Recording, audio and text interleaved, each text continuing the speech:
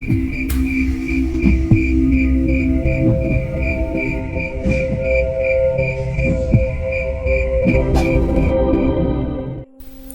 dengar peribahasa, harimau di tengah kumpulan domba?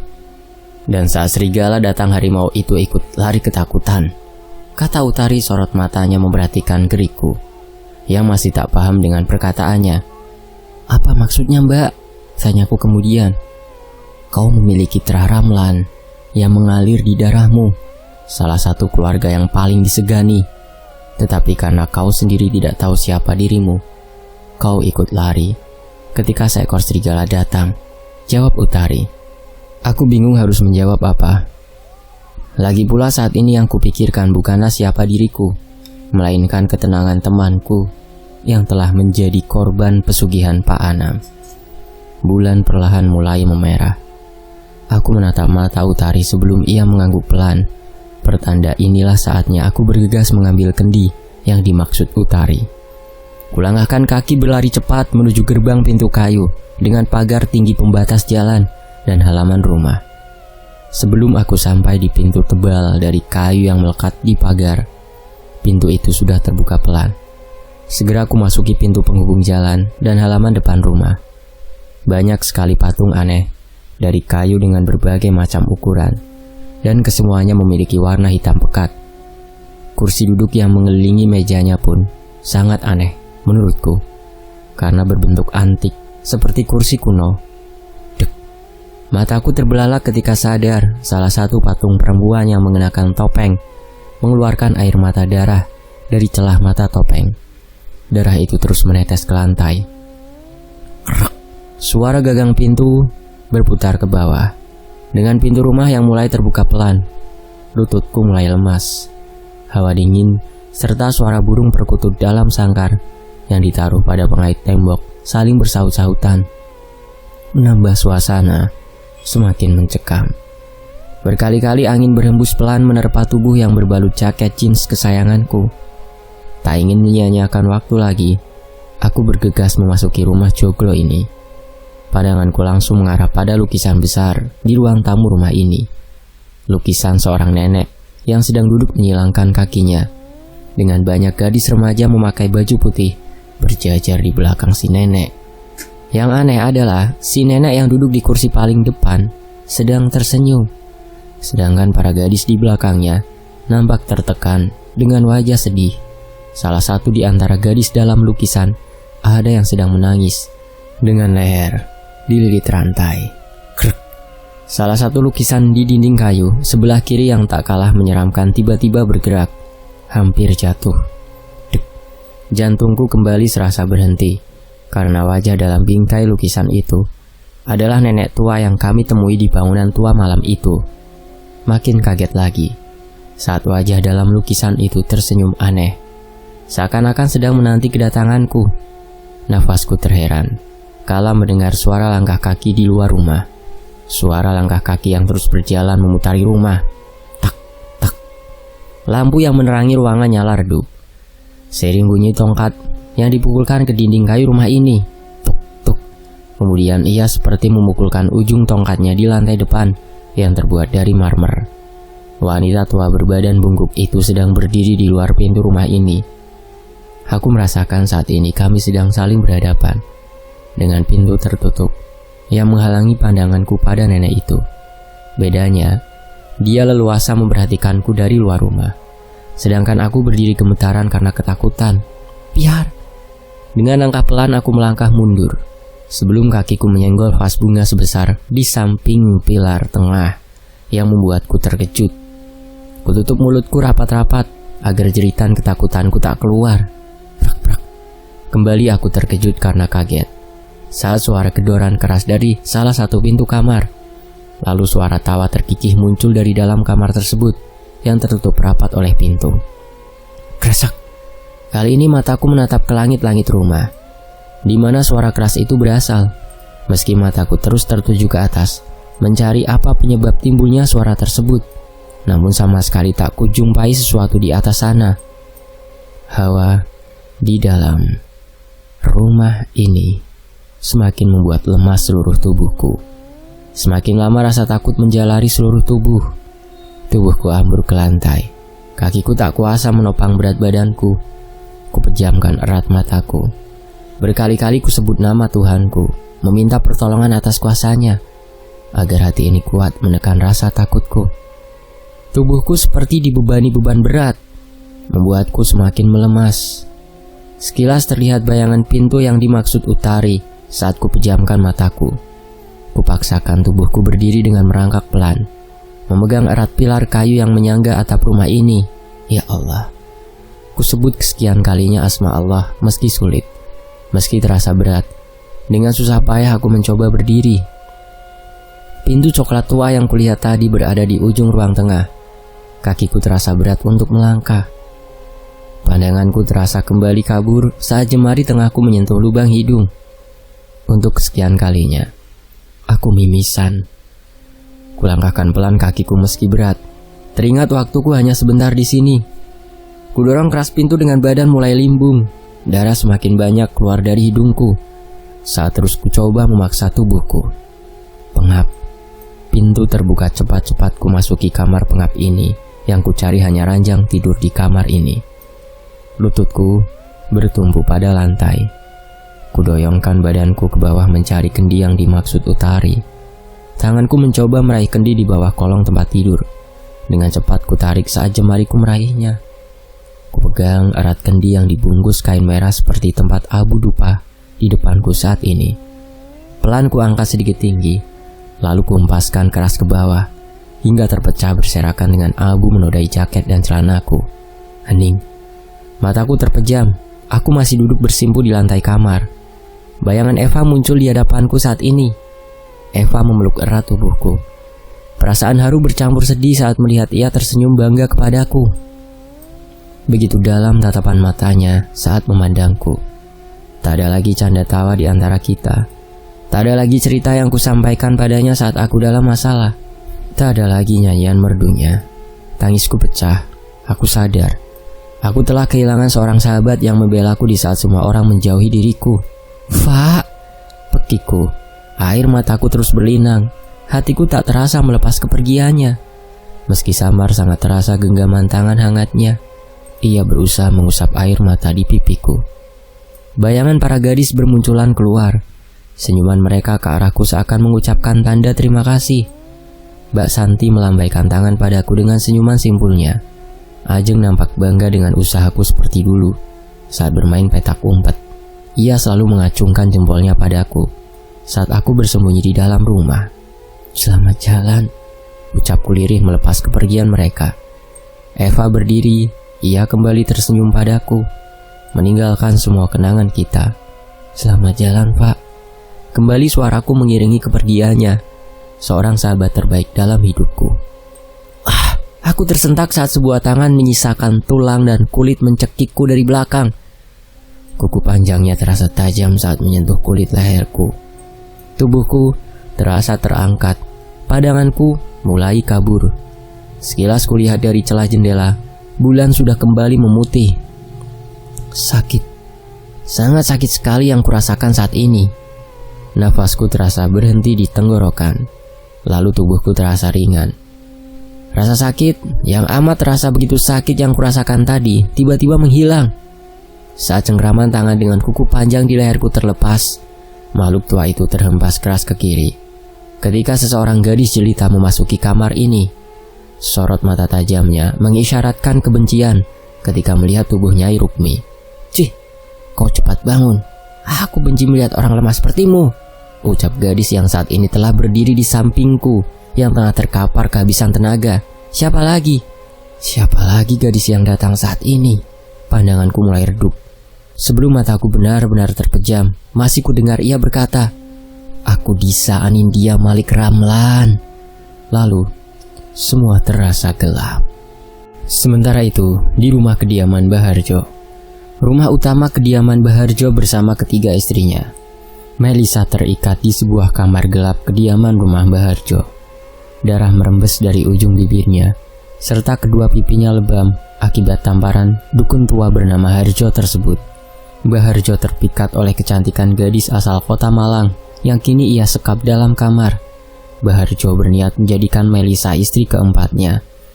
Melisa menolak tegas niatan Baharjo, meskipun dengan jaminan keselamatan dirinya dari tumbal pesugihan Pak Anam. Lebih baik mati menyusul temannya daripada harus menjadi budak birahi dukun tua bangka di depannya saat ini. "Pengen jadi bojoku apa ora?" tanya Baharjo alias Badarkun dengan memaksa. "Ora sudi, jancuk," jawab Melisa cepat. Ia kukuh dengan pendiriannya. Lebih baik mati daripada harus menjadi istri dukun tua di hadapannya sekarang. Air matanya merembes, membasahi pipinya, menahan tamparan demi tamparan tangan Baharjo. Ia bulatkan tekad, tetap kukuh pada pendiriannya. Merasa usahanya sia-sia, juga tangannya mulai pegal karena memukuli wajah Melisa. Pria tua tersebut keluar kamar dengan wajah penuh amarah. "Kopi nih, Pak," kata istri pertama Baharjo sambil membawa nampan dengan segelas kopi panas. "Biar." Baharjo menampel kopi yang dibawa istrinya dengan penuh amarah. Pria tua bermuka lusuh tersebut berkata, "Nyengkreh soko ngarepku, wadonan goblok," hardik Baharjo pada istrinya. Kemudian ia memasuki salah satu kamar yang dikhususkan untuk ritual. Ia mulai bersilah di depan meja untuk melakukan pemujaan pada sekutunya. Mulut dukun tua tersebut komat kamit membaca suatu mantra berbahasa Jawa kuno. Kemudian ia mengambil kemenyan yang sudah ditumbuk halus di kolong meja di hadapannya saat ini, lalu menaburkan pada arang yang telah dibakar. Setelah itu ia memejamkan matanya. Pakaian serba hitam yang dikenakannya saat ini sudah berbaur dengan asap kemenyan yang ia bakar tadi.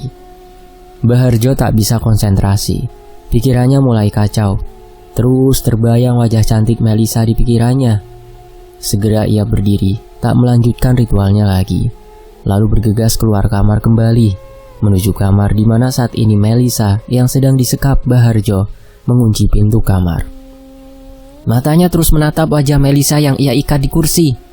Nafsu bejatnya tidak dapat ia kendalikan. Dukun tua itu mulai menanggalkan satu persatu baju yang ia kenakan dengan tersenyum menyeringai ke arah Melisa. Sedangkan Melisa mulai menangis kembali karena ia sadar apa yang akan dilakukan dukun bejat itu. Sementara itu, di tempat Dista dan Ella saat ini, atau Juminten, dua gadis sedang berjalan tergesa ditemani seorang pemuda gagah yang menuntun jalan. Mereka menuju kediaman utama Baharjo. "Sepia ora popo kan, Mas?" tanya Dista pada Alvan dengan wajah khawatir. Sebagai seorang kakak, Dista sangat peka dengan nalurinya. Ia bisa merasakan jika adik perempuannya dalam kesulitan, dan rasa khawatirnya saat ini begitu besar pada Sepia. Ia merasakan bahwa sesuatu sedang terjadi pada adik sepupunya tersebut. Mbak Utari pasti menjaganya. Bukan tanpa alasan Mbak Utari mau menolong kalian, jawab Alvan, menepis rasa khawatir Dista. Mereka bertiga terus melanjutkan perjalanan setelah keluar dari desa gaib, karena ulah Baharjo yang menyesatkan kedua gadis yang saat ini bersama Alvan. Suasana malam dengan gerimis ringan menemani perjalanan mereka melewati perkampungan menuju rumah Baharjo. Langkah mereka bertiga terpaksa terhenti saat empat pria yang sedari tadi berdiam di pos ronda memerhatikan mereka. "Harap nyandi to Cahayu," sapa pria setengah baya pada Dista dan Juminten dengan sarung yang dililitkan di leher. "Mau ke rumah Baharjo, Pak," jawab Alvan sopan. "Kowe meneng wae, aku ra tekon nang awakmu," hardik pria tersebut dengan mata melotot ke arah Alvan. "Wes sungi iki Cahayu, langsung dhisik ning kene yuk, tak golekne sing hangat-hangat," ucap salah satu pria berkumis tebal yang duduk di pos. "Sumerep daleme Baharjo, Pak?" tanya Juminten dengan sopan, memakai bahasa Jawa halusnya. "Walah, Baharjo toh, iki mau wonge ngongkon aku nyegah awakmu," jawab pria parubaya itu lagi. "Jum," panggil Dista lirih sambil mencolek pundak Juminten di depannya. Alvan yang merasa situasi mulai tidak kondusif berjalan ke depan untuk melindungi dua gadis yang bersamanya sekarang. Juminten mengangguk pelan sambil tersenyum, mengerti maksud Dista. Empat pria parubaya suruhan Baharjo berjalan mendekat ke arah Alvan yang berdiri di depan Dista dan Juminten, menghalangi keempat orang tersebut, berharap semua bisa dibicarakan secara baik-baik. "Maaf Pak, kedatangan kami hanya berniat untuk..." Kata-kata Alvan terhenti saat kerah baju bagian belakangnya ditarik keras oleh Dista dan Juminten secara bersamaan. "Minggiro, kon iku nggara isu yae," teriak Dista sambil menarik kerah baju Alvan. Kemudian ia berlari cepat ke arah 4 pria. Ia menghalangi mereka sambil melepas jaket. Juminten berlari sambil terkekeh di samping Dista. Pasalnya sudah lama ia tak melakukan kegilaan bersama Dista. Semenjak mereka tumbuh dewasa, Dista meloncat tinggi dengan kaki mengarah langsung ke rahang pria parubaya yang melilitkan sarung di lehernya. Buak!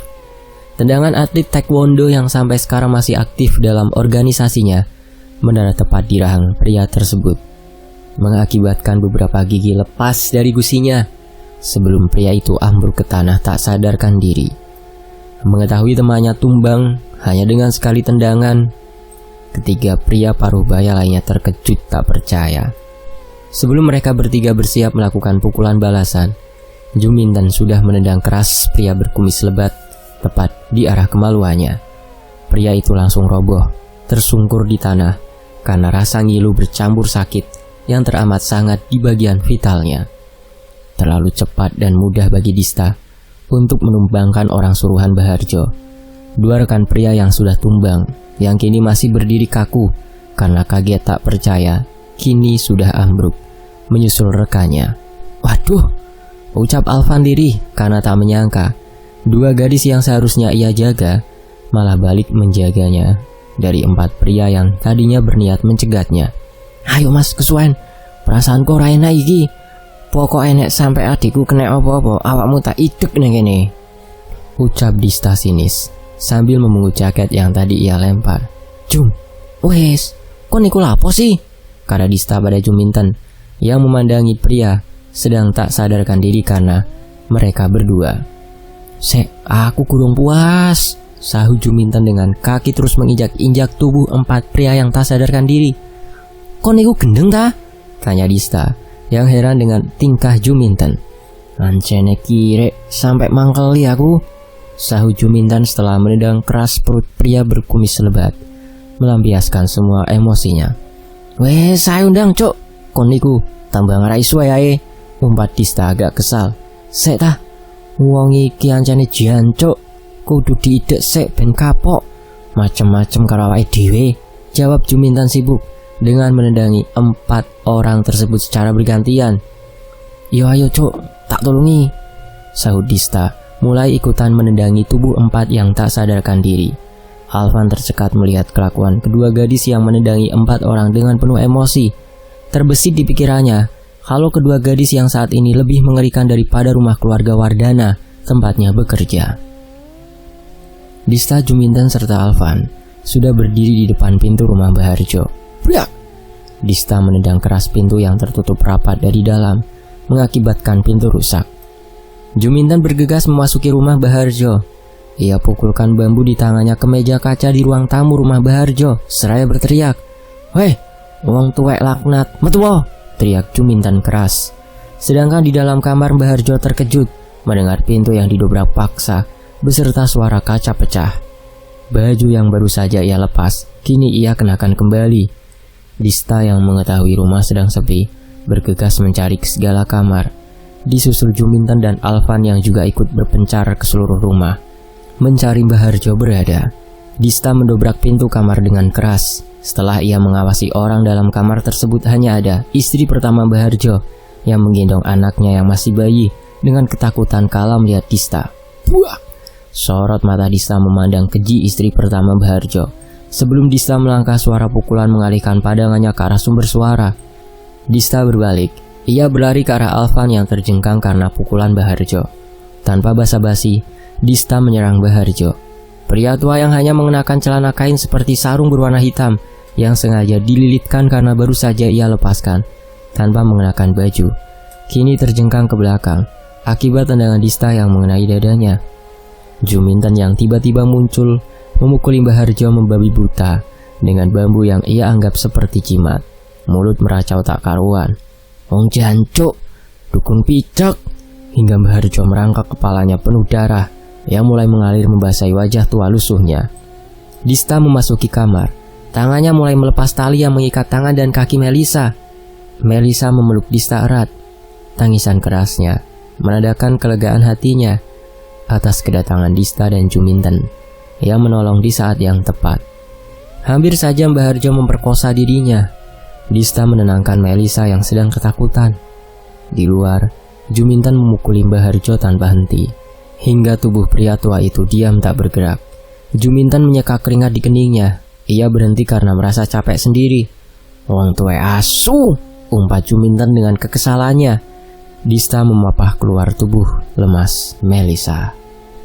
Kekacauan yang timbul di rumah Mbah Harjo membuat para tetangga sekitar berdatangan.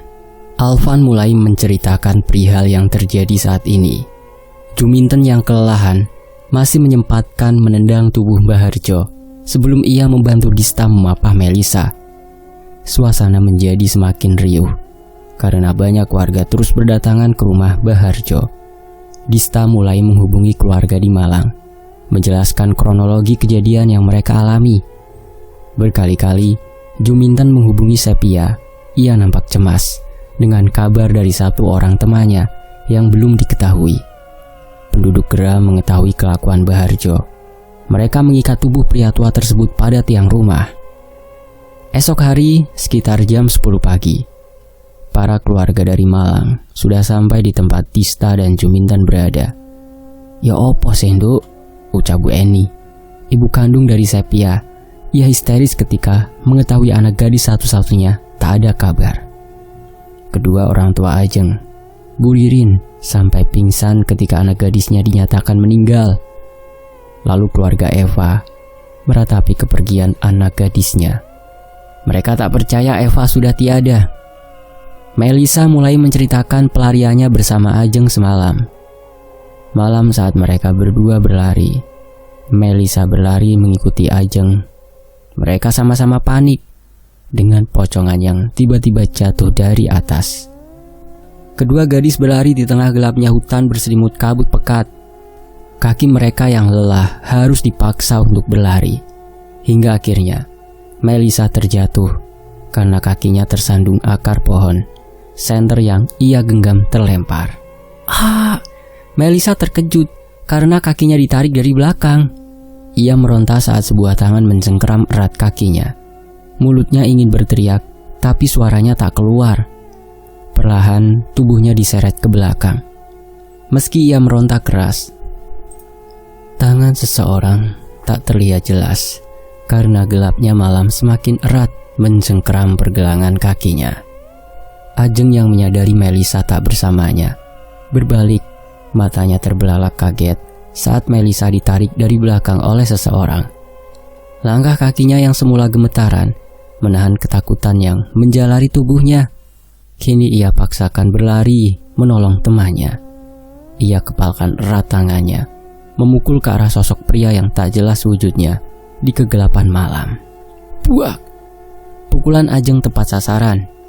Pria itu jatuh tersungkur. Ajeng membantu Melisa bangkit sebelum tangan pria itu menjambak rambut Ajeng.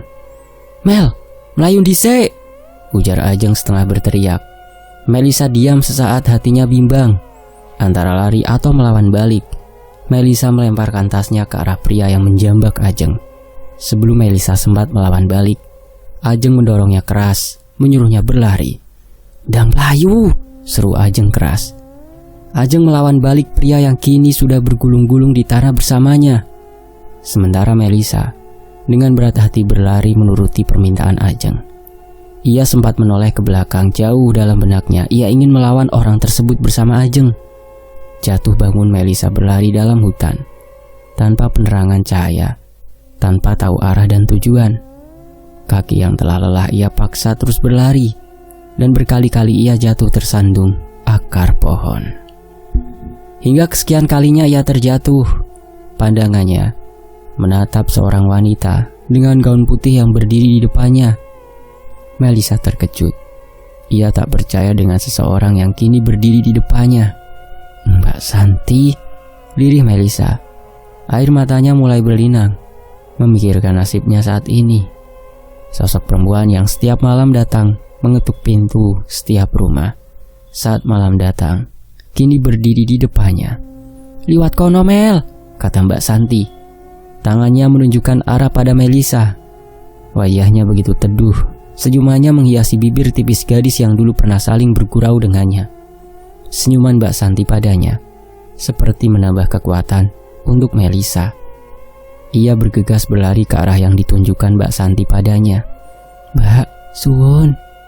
Melisa menghentikan larinya. Ia sempatkan menoleh ke belakang, mengucapkan terima kasih pada Santi, yang dibalas anggukan pelan beserta senyuman ramahnya. Sementara itu, di sisi lain, Mbah Harjo dipaksa menunjukkan letak jenazah Ajeng oleh Pak Yanto, ayah Ajeng sekaligus kepala desa. Rombongan menuju hutan bambu yang dimaksud Dukun Harjo. Isak tangis para keluarga mengiringi langkah mereka menuju lokasi korban.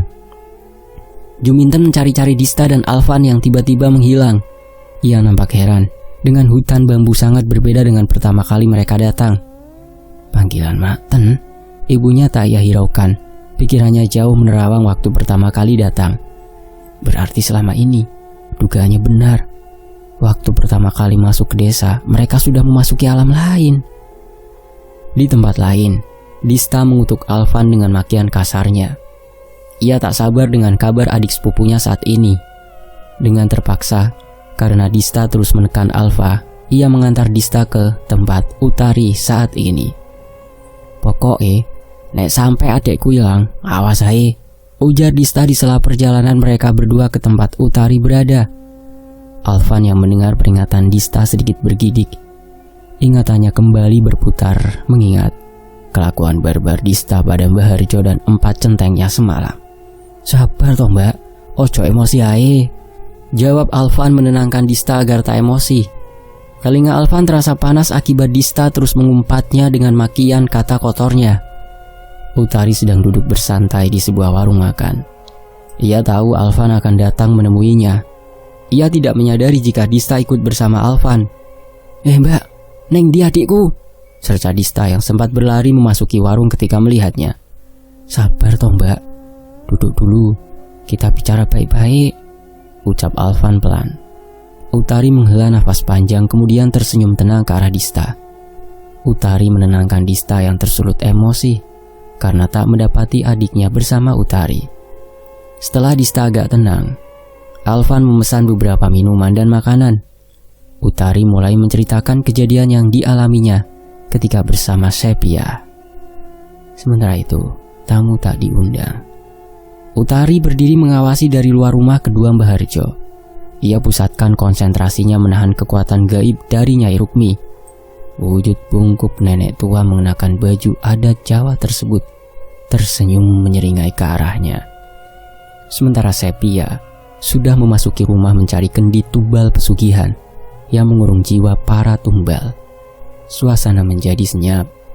Keringat terus menetes membasahi dahi Utari. Badannya seperti terikat, nafasnya tersenggal. Angin kencang tiba-tiba datang. Utari terkejut.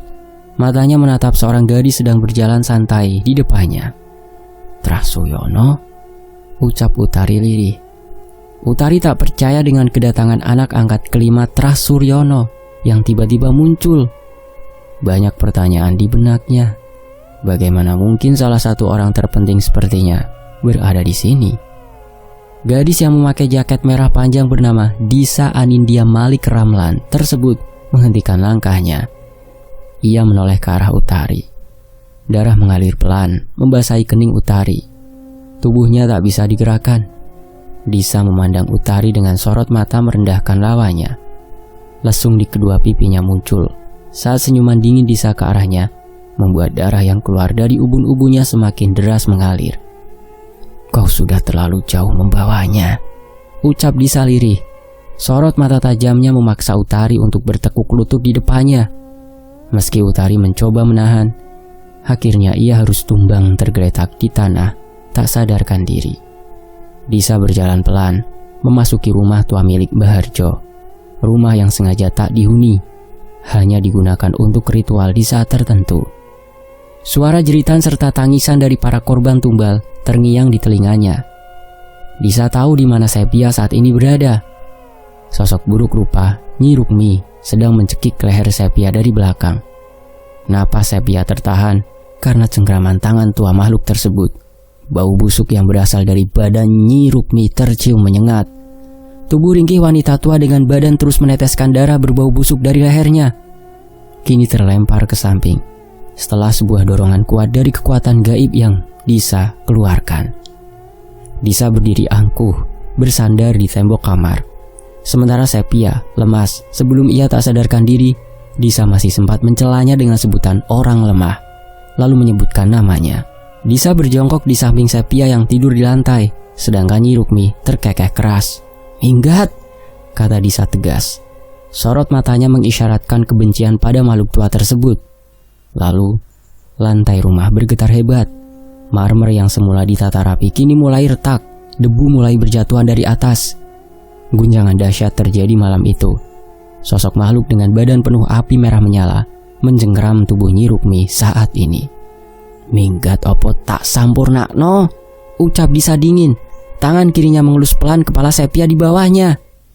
Bersambung. Nantikan bagian akhirnya di Fakta Sejarah. Saya pamit. Wassalamualaikum warahmatullahi wabarakatuh.